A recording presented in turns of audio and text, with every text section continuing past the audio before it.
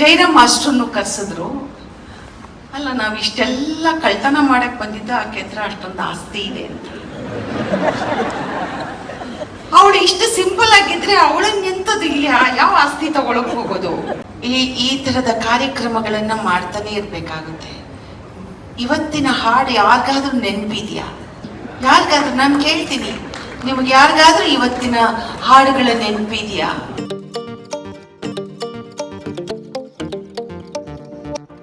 ಕೃಷ್ಣಯಲ್ಲಿ ರಾಮಯಲ್ಲಿ, ಆ ಕೃಷ್ಣಯಲ್ಲಿ ರಾಮಯಲ್ಲಿ, ಮುಕುಂದಯಲ್ಲಿ ಗೋವಿಂದಯಲ್ಲಿ, ರಾಧೆ ಕೃಷ್ಣ ಗೋಪಿ ಕೃಷ್ಣ, ರಾಧೆ ಕೃಷ್ಣ ಗೋಪಿ ಕೃಷ್ಣ, ರಾಧೆ ಕೃಷ್ಣ ಗೋಪಿ ಕೃಷ್ಣ, ರಾಧೆ ಕೃಷ್ಣ ಗೋಪಿ ಕೃಷ್ಣ, ರಾಧೆ ಕೃಷ್ಣ ಗೋಪಿ ಕೃಷ್ಣ, ರಾಧೆ ಕೃಷ್ಣ ಗೋಪಿ ಕೃಷ್ಣ, ರಾಧೆ ಕೃಷ್ಣ ಗೋಪಿ ಕೃಷ್ಣ, ರಾಧೆ ಕೃಷ್ಣ ಗೋಪಿ ಕೃಷ್ಣ.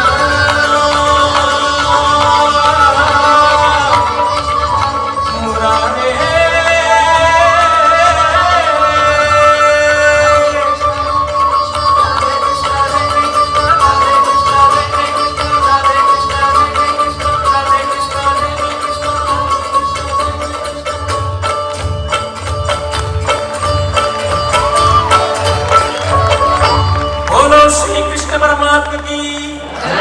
ಸರಿ, ಹಾಡು ಮೊದಲು ಸೆಟ್ ಅಲ್ಲಿ ನನಗೆ ಒಂದು ಸೀರೆ ತಂದಿದ್ರು, ಒಂದು ಸಣ್ಣ ನೆಕ್ಲೆಸ್ ತಂದಿದ್ರು.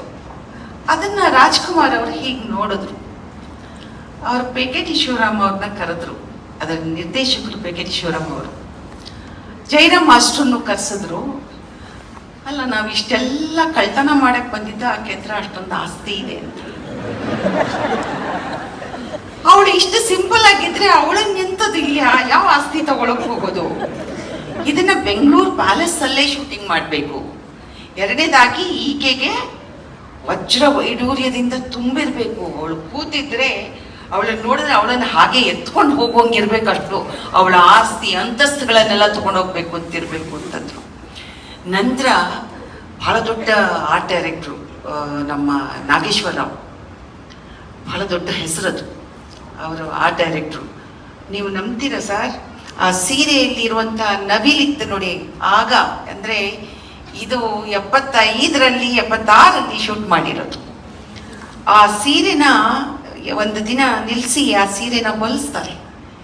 ನಂತರ ಆ ನೆಕ್ಲೆಸ್ ಎಲ್ಲ ಹೋಗಿ ಆ ಥರದ್ದು ನೆಕ್ಲೆಸ್ ಸೆಟ್ಗಳು ಬೇಕು ಅಂತ ಹೇಳಿ ಅದನ್ನೆಲ್ಲ ತಂದು ಹಾಕಿದಾಗ ಆಗ ರಾಜ್ಕುಮಾರ್ ಹೇಳ್ತಾರೆ, ಎಸ್ ನೋಡಿ ಈಗ ಇದು ನಾನು ಒಪ್ತೀನಿ ಅಂತ. ಬಹುಶಃ ಆ ಕಣ್ಣು ಇತ್ತು ರಾಜ್ಕುಮಾರ್ ಅವ್ರಿಗೆ. ಪ್ರತಿ ಒಂದಕ್ಕೆ ಯಾವುದಕ್ಕೆ ಖರ್ಚು ಮಾಡಬೇಕು, ಯಾವುದಕ್ಕೆ ಖರ್ಚು ಮಾಡಬಾರ್ದು ಅನ್ನುವಂಥ ಅಭಿರುಚಿ ಇದ್ದಿದ್ರಿಂದಲೇ ಬಹುಶಃ ರಾಜ್ಕುಮಾರ್ ಅವರ ಸಿನಿಮಾ ಅಂದರೆ ಒಂದು ಖಂಡಿತ ಒಂದು ಸಿನಿಮಾದಲ್ಲಿ 4-5 ಹಾಡುಗಳಿರುತ್ತೆ. 5 ಹಾಡು ಹಿಟ್ಟಾಗುತ್ತೆ. 206 ಅಂದರೆ ನೀವು ಅದನ್ನು ತಗೊಂಡ್ರೆ, ಈಗ ನೋಡಿ ತಾವು ಇಷ್ಟು ಒಳ್ಳೆ ಕಾರ್ಯಕ್ರಮ ಮಾಡ್ತಿದ್ದೀರಾ, ಇದು ನಿರಂತರವಾಗಿ ನಡೆಯುತ್ತೆ. ಯಾಕೆಂದರೆ ಆ ಹಾಡಿನ ಶಕ್ತಿ ಸತ್ವ ಎರಡೂ ಕೂಡ ಇಲ್ಲಿದೆ. ಆ ಕಾಲದ ಅವರ ಜೊತೆಗೆ ಕೆಲಸ ಮಾಡಿದಂಥ ಚಿತ್ರ ಗೀತ ರಚನಾಕಾರರನ್ನ ಮತ್ತು ಸಂಗೀತ ನಿರ್ದೇಶಕರನ್ನು ನಾವು ಸ್ಮರಿಸಿಕೊಳ್ಬೇಕು. ಅವರು ಜೋರಾದ ಚಪ್ಪಾಳೆ.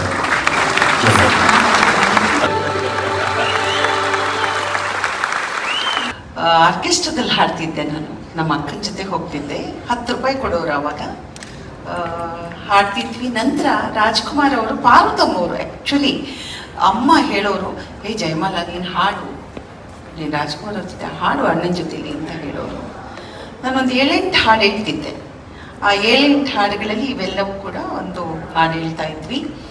ಸರ್, ಶಕ್ತಿಧಾಮಕ್ಕೆ ನಾವು ಹೋಗಿ ಆ ಬಿಲ್ಡಿಂಗ್ಗಳು ಕಟ್ಟೋದಕ್ಕೆ ರಾಜ್ಕುಮಾರ್ ಅವ್ರ ಕೊಡುಗೆನ ನಾವು ಮರೀಲಿಕ್ಕೆ ಸಾಧ್ಯವೇ ಇಲ್ಲ ಸರ್. ಇಡೀ ಕರ್ನಾಟಕದಲ್ಲಿ ರಂಗಮಂದಿರಗಳು ಇವತ್ತೇನಾದರೂ ತಲೆ ಎತ್ತಿದೆ ಅಂತಂದರೆ ಬಿಕಾಸ್ ಆಫ್ ರಾಜ್ಕುಮಾರ್. 18 ರಂಗಮಂದಿರಗಳನ್ನು ಕಟ್ಟಿ ಇವತ್ತು ಅದಕ್ಕೆ ಜನರ ಹತ್ರ ಹೋಗಿ ಈ ಥರದ ಪ್ರೋಗ್ರಾಮ್ ಮಾಡಿಬಿಟ್ಟು, ಅದು ಏನು ಸರ್, ಸಾಸಿವೆ ಕಾಳು ಹಾಕಿದ್ರು ಜನ ಹಾಗೆ ಮಳೆ ಬಂದರೂ ಕೂಡ ಜನ ತುಂಬಿರೋರು. ಆ ಥರದ ಒಬ್ಬ ಕಲಾವಿದನ ನಮ್ಮ ಮತ್ತೆ ನೋಡ್ಲಿಕ್ಕೆ ಸಾಧ್ಯವಿಲ್ಲ ಸರ್. ಇದು ಇಲ್ಲಿ ನಕ್ಕೋದಾಗ ನನಗದೇ ನೆನಪಿಗೆ ಬರ್ತಿತ್ತು. ನಾವೆಲ್ಲರೂ ಪುಣ್ಯವಂತರು, ಆದರೆ ನಾವು ಬಹಳ ಬೇಗ ರಾಜ್ಕುಮಾರ್ ಅವ್ರನ್ನ ಕಳ್ಕೊಂಡ್ಬಿಟ್ವಿ ಸರ್. ಆದರೆ ಅವ್ರು ಬಿಟ್ಟು ಹೋದ ಅವರ ಹಾಡಿರ್ಬೋದು, ಅವರ ಮೌಲ್ಯ ಇರ್ಬೋದು, ಅವ್ರ ಬದುಕಿರ್ಬೋದು, ಅವರ ಸಿನಿಮಾಗಳಿರ್ಬೋದು. ಸಿನಿಮಾಗಳಲ್ಲಿ ಇಡೀ ಪ್ರಪಂಚದಲ್ಲಿ ರಾಜ್ಕುಮಾರ್ ಥರದ ಒಬ್ಬ ಕಲಾವಿದನೇ ಇಲ್ವಲ್ಲ ಸರ್. ಒಂದು ಜಾನಪದ ಇರ್ಬೋದು, ಐತಿಹಾಸಿಕ ಇರ್ಬೋದು, ನಿಮಗೆ ಸಾಮಾಜಿಕ ಇರ್ಬೋದು, ಪ್ರತಿ ವೆರೈಟಿ ರಾಜ್ಕುಮಾರ್ ಅವರು ಕೊಟ್ಟಂತಹ ಸಿನಿಮಾಗಳು. ನೀವು ಒಂದೊಂದು ಸಿನಿಮಾನು ನೋಡಿ ಇಂಥ ಒಬ್ಬ ಕಲಾವಿದನೇ ಹುಟ್ಟಿಲ್ಲ. ಅದು ನಮ್ಮ ಕನ್ನಡದ ಹೆಮ್ಮೆ. ಅವ್ರ ಜೊತೆ ನಾನು ಪುಣ್ಯ ಮಾಡಿದ್ದೀನಿ. ಅವ್ರ ಜೊತೆಯಲ್ಲಿ ಅಭಿನಯಿಸಲಿಕ್ಕೆ ನಮ್ಗೆ ಅವಕಾಶ ಸಿಕ್ತು ಸರ್. ಇವತ್ತು ಈ ವೇದಿಕೆಯಲ್ಲಿ ನಾನು ಇದ್ದೀನಿ ಅಂದರೂ ಕೂಡ ಆ ಹಾಡಿನ ಮೂಲಕನೇ ಬಂದಿರೋದು. ಆ ಹಾಡಿಗೆ ಅಷ್ಟು ಶಕ್ತಿ ಇದೆ ಸರ್. ನೀವು ಭಾಗ್ಯವಂತರು ಅಂತ ನಾವು ಹೇಳಬಹುದಷ್ಟೇ. ಬಹುತೇಕ ನಮ್ಮ ತಲೆಮಾರಿನ ಬಹುತೇಕರು ರಾಜ್ಕುಮಾರ್ ಅವರನ್ನ ನೋಡಲೇ ಇಲ್ಲ. ಆದ್ರೆ ಆ ಕಾರ್ಯಕ್ರಮಕ್ಕಾಗಿ ಇಲ್ಲಿ ಬಂದು ನೀವು ಕೂತಿದ್ದೀರಿ. ಅವರ ಆ ಚರಿತ್ರೆಯನ್ನು ನಾವು ಪ್ರಾಯಶಃ ಇನ್ನೊಂದು 2 ತಲೆಮಾರು ಹೋದ್ರೆ ಈ ವಿಚಾರಗಳನ್ನು ಹೇಳಿದ್ರೆ ಅವ್ರು ನಂಬಲಿಕ್ಕೆ ಸಾಧ್ಯ ಇಲ್ಲ. ಈಗೆಲ್ಲ ಯಾರು ಬದುಕಕ್ಕೆ ಸಾಧ್ಯ ಅಂತ ಹಾಗೆ ಬಾಳಿ ಬದುಕಿ ಹೋದವರು, ಅಂತವರ ಜೊತೆ ಇದ್ದವರು ತಾವು. ಸರ್ ಇಲ್ಲ, ಈ ತರದ ಕಾರ್ಯಕ್ರಮಗಳನ್ನ ಮಾಡ್ತಾನೆ ಇರ್ಬೇಕಾಗುತ್ತೆ. ಇವತ್ತಿನ ಹಾಡು ಯಾರಿಗಾದ್ರೂ ನೆನಪಿದ್ಯಾ? ಯಾರಿಗಾದ್ರೂ ನಾನು ಕೇಳ್ತೀನಿ, ನಿಮ್ಗೆ ಯಾರಿಗಾದ್ರೂ ಇವತ್ತಿನ ಹಾಡುಗಳ ನೆನಪಿದ್ಯಾ? ಹಳೆ ಹಾಡುಗಳನ್ನು ಕೇಳ್ತಿದ್ರೆ ಗುನ್ಗುಟ್ಟಿದ್ರೆ ಸಾಕು, ಇಲ್ಲಿ ಕೇಳಿಸ್ತಾ ಹೋಗುತ್ತೆ. ನಮ್ಮ ಮೆಮೊರಿ ಫೀಡ್ ಆಗ್ಬಿಟ್ಟಿದೆ. ಅಂತ ಒಂದು ಆ ಶ್ರೀಮಂತಿಕೆ ಹಾಡಿನಲ್ಲಿ ಮತ್ತು ಆ ದೃಶ್ಯಗಳು, ಎಂಥ ದೃಶ್ಯಗಳನ್ನೆಲ್ಲ ಕಟ್ಕೊಟ್ರು. ನಿಜವಾಗ್ಲೂ ಪುಣ್ಯಾತ್ಮರೇ ಸರ್. ನಾವು ನಿಜವಾಗ್ಲೂ ಇಂಥ ಮಹಾನುಭಾವರು ಬದುಕಿದಂಥ ಸಂದರ್ಭದಲ್ಲಿ ಅವ್ರ ಜೊತೆಯಲ್ಲಿ ಅಭಿನಯಿಸ್ಲಿಕ್ಕೆ ನಮ್ಗೆ ಅವಕಾಶ ಸಿಕ್ತಲ್ಲ, ಅದು ನನ್ನ ಪುಣ್ಯ ಸೌಭಾಗ್ಯ ಅಂತ ನಾನು ಭಾವಿಸಿದ್ದೀನಿ. ಧನ್ಯವಾದಗಳು ಮೇಡಮ್. ಈ ಕಾರ್ಯಕ್ರಮಕ್ಕೆ ಆಗಮಿಸಿ ನಮಗೆ ಒಂದಷ್ಟು ನೆನಪುಗಳನ್ನು ಹಂಚಿಕೊಡ್ಬೇಕು. ನಮ್ಮದೊಂದು ಪುಟ್ಟ ಗೌರವವನ್ನು ತಾವು ಸ್ವೀಕರಿಸಬೇಕಾಗಿ ನಾನು ಕೇಳ್ಕೊಳ್ತೀನಿ. ಪರಮಪದದ ಮಹಿಳಾ ಶಕ್ತಿ ಸರಸ್ವತಿ ಪಾಟೀಲ್, ಸೀಮಾ ಹಾಗೂ ರೇಖಾ ಅವರು ಹಾಗೂ ನ್ಯೂಸ್ ಟ್ರಸ್ಟ್ ವತಿಯಿಂದ ಅರ್ಚನಾ ದಯಮಾಡಿ ವೇದಿಕೆಗೆ ಬಂದು ಈ ಒಂದು ಗೌರವವನ್ನು ಅವರಿಗೆ ಹಸ್ತಾಂತರಿಸಬೇಕಾಗಿ ನಾನು ವಿನಂತಿಸಿಕೊಳ್ತೇನೆ. ಜಯ ಅವರ 7 ಅತ್ಯಂತ ಯಶಸ್ವಿ ಚಿತ್ರಗಳಲ್ಲಿ ನಾಯಕಿಯಾಗಿ ನಟಿಸಿ ಯಾವ ಕಾಲಕ್ಕೂ ಈ ನಾಡು ನೆನಪಿಟ್ಟುಕೊಳ್ಳುವಂತಹ ಗೀತೆಗಳಲ್ಲಿ ಹೆಜ್ಜೆ ಹಾಕಿದವರು.